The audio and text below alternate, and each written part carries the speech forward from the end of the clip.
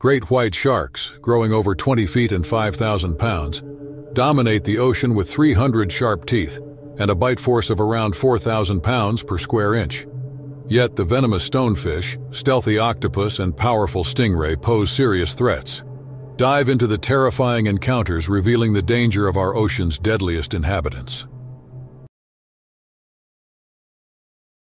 On July 15, 2000, it was a sunny afternoon at Harding's Beach, a quaint and relatively unknown beach in Chatham, Cape Cod, Massachusetts. This small, serene location was perfect for families and those looking to escape the crowded tourist hotspots. Harding's Beach was known for its calm, clear waters and the colorful coral reefs visible from the shore. On this particular day, the beach was lively, and people were enjoying the beautiful weather. Among them was Mary Winston, a 40-year-old woman weighing around 400 pounds. Mary had come to Harding's Beach with her husband, Robert, and their 2 children, Tim and Sarah. They were a typical family, enjoying a rare day off together. Mary was a kind-hearted woman who loved the ocean and had always been fascinated by marine life. Mary and her family arrived at the beach early in the morning. They set up their spot with an umbrella, beach towels, and a cooler filled with snacks and drinks. Mary looked forward to wading in the shallow waters, which she always found relaxing. The children were excited to play in the sand and splash in the sea.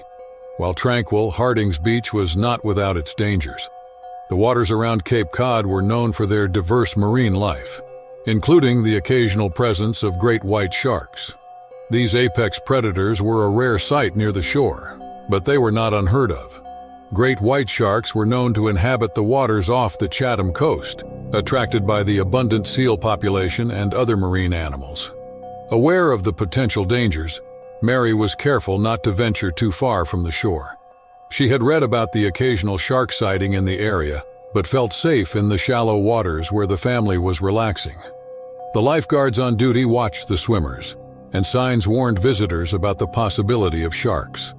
As the day progressed, Mary decided to dip in the water. She loved the feeling of the calm waves against her skin and the soothing rhythm of the ocean. She waded to a depth where the water reached her knees, feeling safe and content.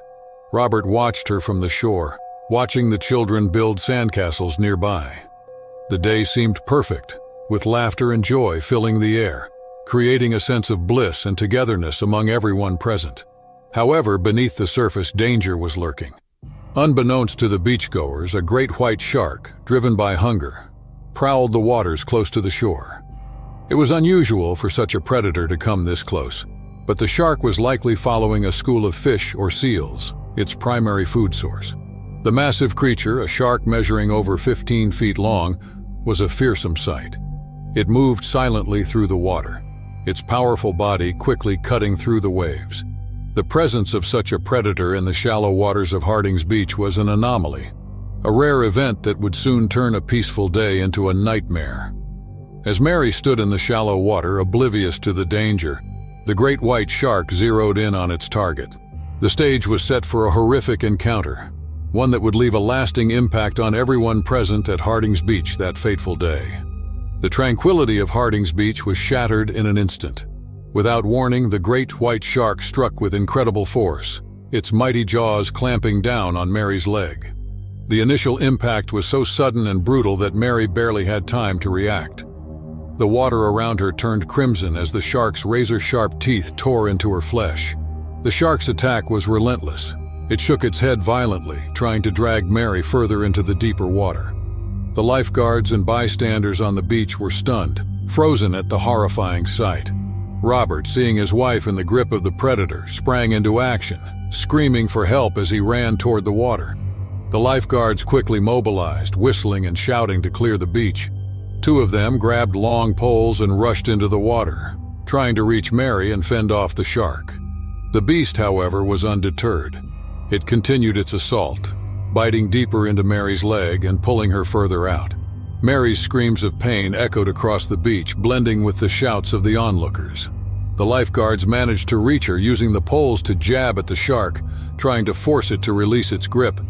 The shark, sensing resistance, released Mary momentarily, only to bite down again, this time on her thigh, dragging her even deeper. The struggle was fierce and chaotic.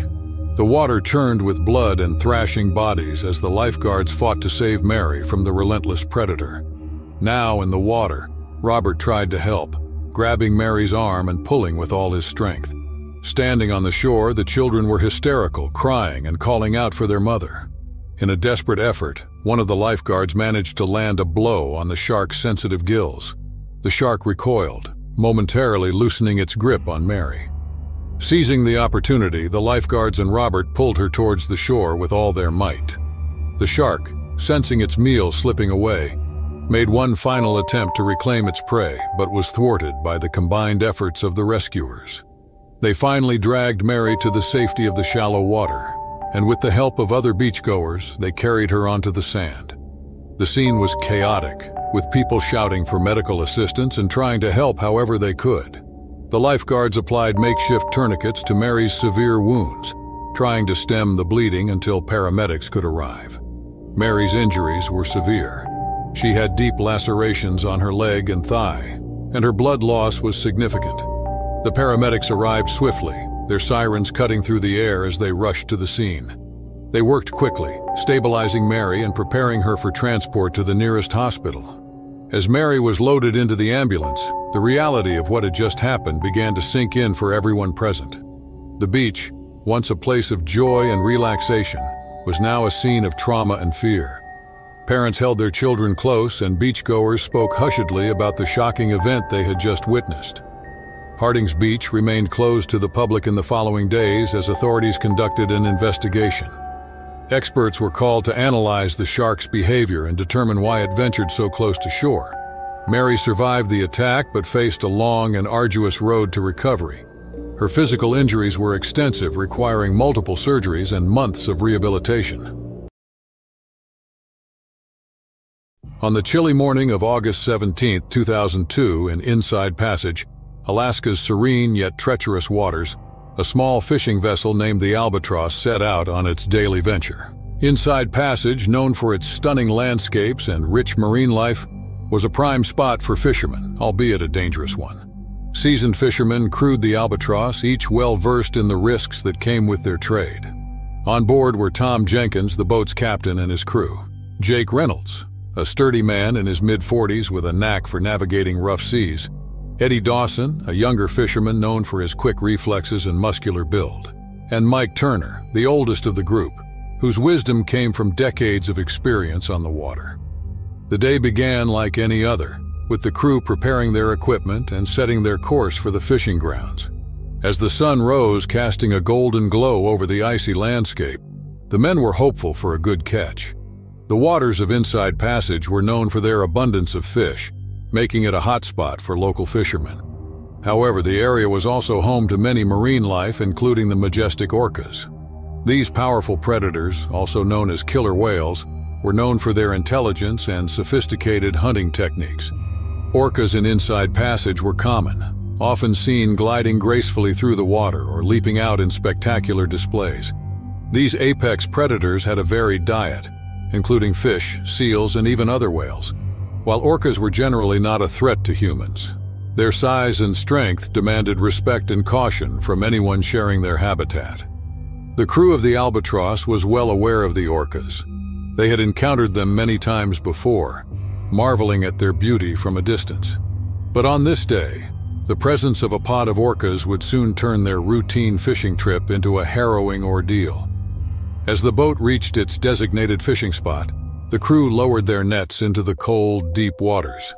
The men worked efficiently, each performing their tasks with practiced ease. The sound of the boat's engine and the splashing of the nets were the only noises breaking the morning silence. The catch was promising, and the men were in high spirits, joking and laughing as they hauled in their first load of the day. Suddenly, the calm was interrupted by a sight that sent a chill down their spines. A pod of orcas had appeared, their black and white bodies cutting through the water with eerie precision. The fishermen had seen orcas before, but something about this encounter felt different. The orcas seemed to be circling the boat, their movements deliberate and unnerving. Tom, the captain, instructed his crew to remain calm and continue their work, but the tension on the boat was palpable. With their keen intelligence, the orcas seemed to be studying the vessel, their eyes gleaming with a curiosity bordering hostility. Now, on high alert, the fishermen watched the orcas' every move, aware that any misstep could provoke an unwanted response. The sun climbed higher in the sky, but its warmth did little to ease the crew's growing dread. The orcas continued to circle, their presence a constant reminder of the dangers lurking beneath the surface. The men knew they had to be cautious, but also had a job. The fishing must continue despite the looming threat. As the hours passed, the tension grew. The orcas showed no signs of leaving, and the fishermen's nerves were frayed. The situation was becoming increasingly dire, and the men could feel the weight of the unknown pressing down on them. The orcas, usually a symbol of the ocean's beauty and power, had become a harbinger of impending doom.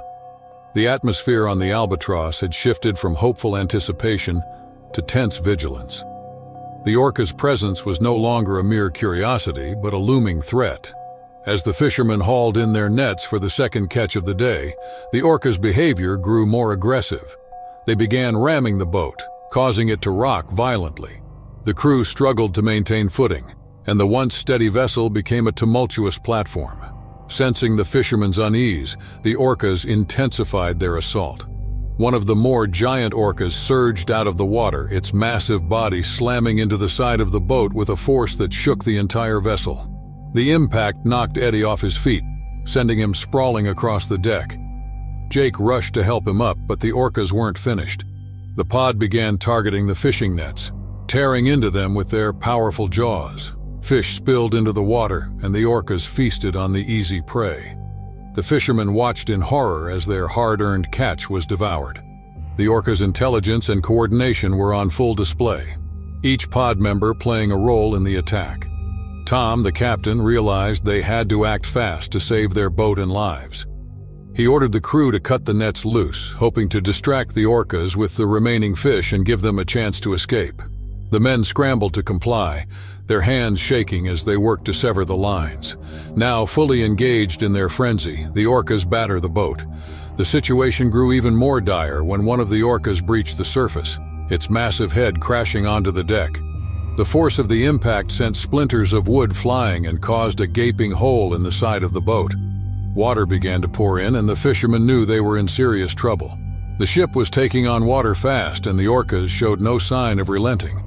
With the boat rapidly sinking, Tom made a desperate decision. He radioed for help, his voice steady despite the chaos around him. The nearest rescue team was miles away, but they assured him they were coming. In the meantime, the fishermen had to fend for themselves. They grabbed life jackets and emergency supplies, preparing for the worst. As the orcas continued their assault, the men huddled together, trying to stay out of the reach of the massive predators. The boat, now half submerged, was moments away from capsizing. The orcas, sensing victory, grew even bolder. One of them lunged at the boat, its jaws snapping shut mere inches from Eddie's leg. The men screamed in terror, their situation becoming more hopeless by the second. Just as the boat was about to go under, the sound of a distant engine cut through the chaos. The rescue team had arrived. A larger vessel approached, its crew ready to assist. They threw ropes and life preservers at the stranded fishermen, pulling them to safety individually. The orcas, realizing their prey was escaping, made one final aggressive push, but the rescue team managed to fend them off with loud noises and flares. Now aboard the rescue vessel, the fishermen watched in relief as the Albatross finally sank beneath the waves. The orcas, interrupted by their meal, swam into the depths, leaving the scene of destruction behind. The men were shaken, but grateful to be alive. The rescue team provided medical aid and comfort as they returned to shore. The ordeal was far from over, but the fishermen had survived the harrowing encounter with one of nature's most formidable predators. The loss of their boat and catch was significant, but the experience had given them a new respect for the power and intelligence of the orcas. The men knew they would never forget that fateful day in Inside Passage, when the boundary between hunter and hunted blurred in the icy waters of Alaska. On the warm morning of July 22, 2004, in the tranquil waters of Hana Bay, Hawaii, a seasoned diver named Lucas Myers set out for a day of spearfishing. Hana Bay, known for its clear turquoise waters and vibrant marine life, was favored among local fishermen and divers. Lucas, a 35-year-old man passionate about the ocean, had been diving in these waters for years. Lucas had always felt a deep connection to the sea. It was his sanctuary, where he could escape the pressures of daily life. On this particular day, he was accompanied by his friend and fellow diver Mark Davis, a robust man in his early 30s. The two had planned this trip for weeks, eager to catch fresh fish and enjoy the underwater beauty. Lucas and Mark prepared their gear as the sun climbed higher. They donned their wetsuits, checked their spears, and adjusted their masks. The water was inviting, shimmering under the bright Hawaiian sun. Lucas could already see schools of fish darting through the coral reefs below. The day promised to be perfect. Hana Bay was a haven for divers and a habitat for various marine creatures, including the formidable tiger shark. Known for their size and strength, tiger sharks were apex predators in these waters.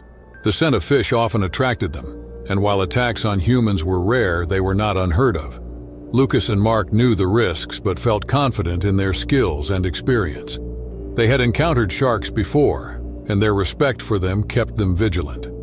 After a final check, they slipped into the water, their bodies slicing through the waves as they descended. The underwater world of Hana Bay was mesmerizing. Brightly colored corals swayed with the current, and fish of all shapes and sizes darted in and out of hiding places. Lucas and Mark moved gracefully through the water, their eyes scanning for potential catches. The thrill of the hunt was palpable, each victorious spear bringing a sense of accomplishment. As the hours passed, their catch bags began to fill. Lucas speared a considerable fish and secured it to his belt. He felt a rush of satisfaction, knowing this would make for a great dinner. Mark, nearby, had also caught several fish and was equally pleased with their haul. Unbeknownst to them, the scent of blood and the vibrations from their activity had caught the attention of a nearby tiger shark. This predator, a massive creature over 12 feet long, began to circle the area, drawn by the promise of an easy meal. The shark's movements were slow and deliberate, its keen senses picking up every nuance of the water around it. Lucas focused on his next target and didn't notice the shark at first. He was in his element, wholly absorbed in the underwater landscape. But Mark, glancing up from his catch, saw the shadowy figure of the shark moving closer. His heart raced as he signaled to Lucas, pointing towards the approaching danger. Lucas turned and saw the shark, its sleek body cutting through the water with terrifying grace. The men were now face to face with one of the ocean's most efficient hunters. Sensing their fear, the tiger shark grew bolder, moving closer with each pass. The tranquility of Hana Bay had been shattered, replaced by a primal struggle for survival. The tiger shark's approach was swift and menacing. Lucas and Mark, realizing the immediate danger, tried to stay calm while returning to their boat. The distance seemed to stretch endlessly as the shark closed in, its eyes fixed on the fish strapped to Lucas's belt. Suddenly, the shark lunged. Its powerful jaws clamped down on the fish, jerking Lucas violently. The force of the attack nearly pulled him under. Lucas struggled to release the fish, his hands fumbling with the straps as the shark shook its head, trying to tear the catch free. The water churned around them, a frenzy of motion and blood.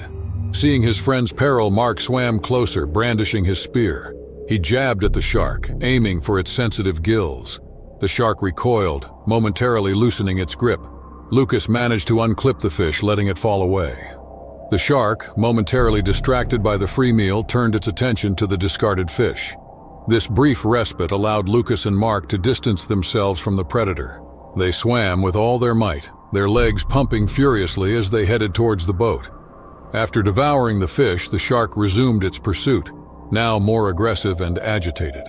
Lucas felt a sharp pain in his leg as the shark's teeth grazed him, tearing through his wetsuit and skin. He kicked hard, trying to fend off the predator. Blood mingled with the water, creating a trail that seemed to spur the shark on. Mark, realizing the gravity of the situation, swam behind Lucas, using his spear to keep the shark at bay. The boat was now within sight, but the shark was relentless. It circled the men, each pass coming closer and more aggressive. Lucas, his leg bleeding and his strength waning, knew they had to reach the boat quickly. He signaled to Mark, who nodded in understanding. With a final burst of energy, Lucas surged towards the boat, his hands reaching for the ladder. Mark followed, his spear poised for another strike if needed. The shark, sensing its prey escaping, made one last desperate lunge. Mark thrust his spear into the shark's side, deterring it long enough for both men to scramble onto the boat. The boat rocked as they collapsed onto the deck, breathless and shaking. Lucas's leg was bleeding profusely, but they were safe. Now realizing it had lost its meal, the shark swam away into the depths, leaving the men exhausted and relieved. They had survived the encounter, but the memory of those harrowing moments would stay with them forever. The peaceful waters of Hannah Bay had turned into a battleground, a stark reminder of the ocean's unpredictable nature. Lucas and Mark knew they had been lucky to escape with their lives, and the experience left them with a renewed respect for the powerful creatures they shared the waters with. The rescue was swift, with other boats in the vicinity responding to their distress signals. Lucas received immediate medical attention for his wounds, and both men were taken to the nearest hospital for further care. The physical injuries would heal, but the psychological impact of the shark attack would take longer to fade. On a sunny morning in July 2006, Coral Sands Beach in the Cayman Islands was alive with tourists eager to experience the crystal-clear waters and vibrant marine life. This popular snorkeling spot was known for its gentle waves and colorful reefs, making it a favorite destination for both seasoned snorkelers and first-timers. Among the visitors was Emily Parker, a 30-year-old woman from New York. Emily had dreamed of exploring the underwater world and finally taking the plunge. She arrived at Coral Sands early, equipped with snorkeling gear and a sense of adventure.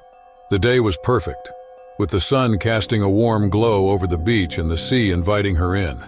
Emily was accompanied by her friend Rachel Adams, a fellow travel enthusiast. They had planned this trip for months, eager to escape the hustle and bustle of city life. The two friends spent the morning preparing their gear, adjusting their masks and applying sunscreen. They were excited to see tropical fish and coral reefs up close. Coral Sands Beach was not just a haven for tourists, but also home to various marine creatures, including stingrays. These flat-bodied fish often buried themselves in the sandy sea floor, blending in with their surroundings. Stingrays were generally peaceful and shy, but if threatened, they could defend themselves with a venomous barb on their tails. Emily and Rachel waded into the shallow water, their feet sinking into the soft sand. The water was warm and clear, providing excellent visibility. Emily marveled at the sight of fish darting around the coral and the gentle sway of sea plants in the current. She felt a sense of peace and wonder, wholly absorbed in the beauty around her. As they ventured farther from the shore, Emily and Rachel came across a lively spot. Fish of all colors swam around them, and the coral formations were stunning. They spent time exploring, pointing out different species to each other, and taking in the serene underwater world. Unbeknownst to Emily, a stingray lay hidden in the sand nearby. It remained still, perfectly camouflaged, its body blending seamlessly with the seafloor. Emily focused on the fish before her and overlooked the stingray beneath her feet. As she stepped forward, her foot fell on the stingray's back.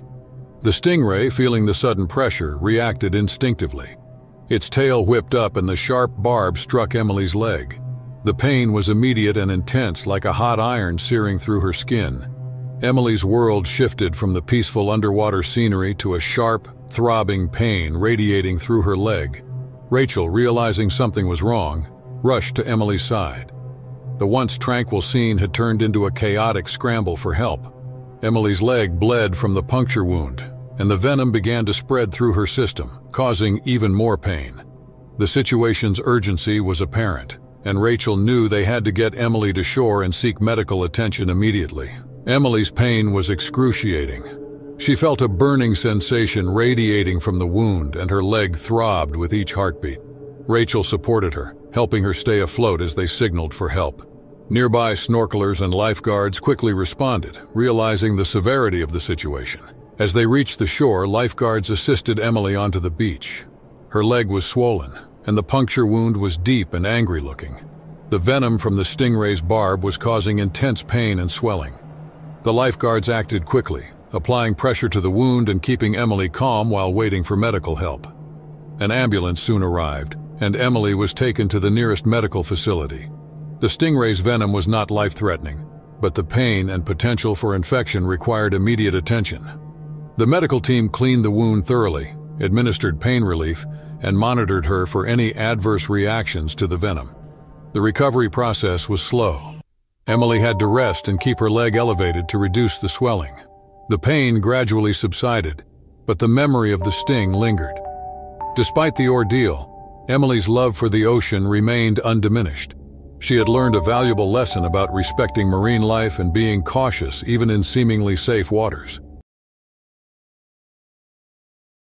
On a warm summer afternoon, July 18, 2008, the golden sands of Clearwater Beach in Florida were bustling with tourists and locals alike.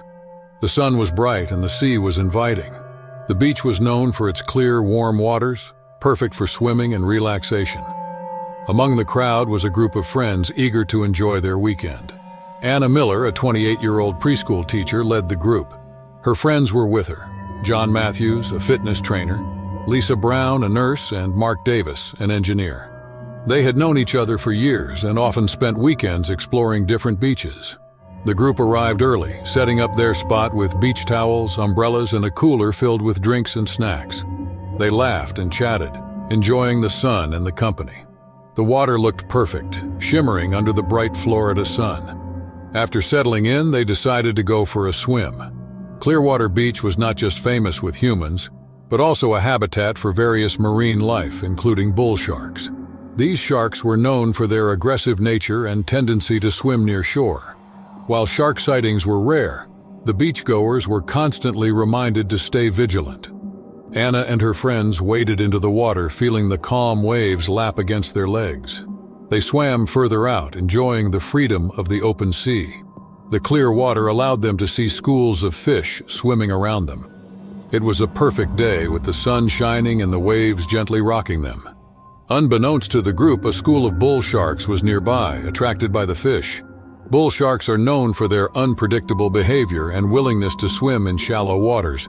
They are powerful predators, capable of sudden bursts of speed and aggression, especially when agitated. As Anna and her friends swam, the sharks began to circle, drawn by the movement and the presence of fish. The friends were unaware of the danger lurking beneath the surface, laughing and splashing as they enjoyed their swim. The sharks moved closer, their dark shapes contrasting against the clear water. John, who was a few meters ahead of the group, was the first to notice something was wrong. He felt a sudden shift in the water around him, a sense of unease that made him look around. His heart skipped a beat as he saw the shadowy figures moving closer. He quickly swam back to his friends, his face pale with fear. The group huddled together, their laughter replaced by nervous whispers. They could now see the sharks clearly, their fins cutting through the water ominously. Panic began to set in as the reality of their situation dawned on them. The once idyllic beach day had turned into a scene of terror. The bull sharks were now circling aggressively, sensing the group's fear. The water around them seemed to pulse with tension.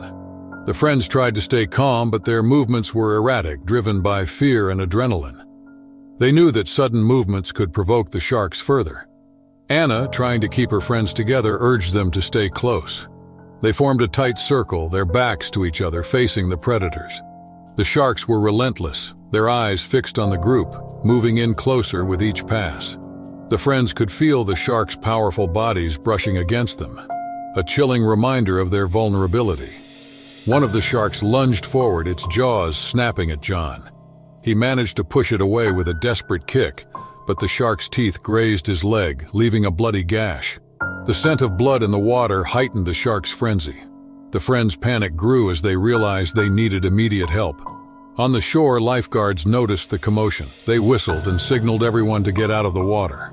The beachgoers watched in horror as the lifeguards grabbed rescue boards and rushed towards the group, knowing every second counted. The friends, struggling to stay afloat and fend off the sharks, saw the lifeguards approaching.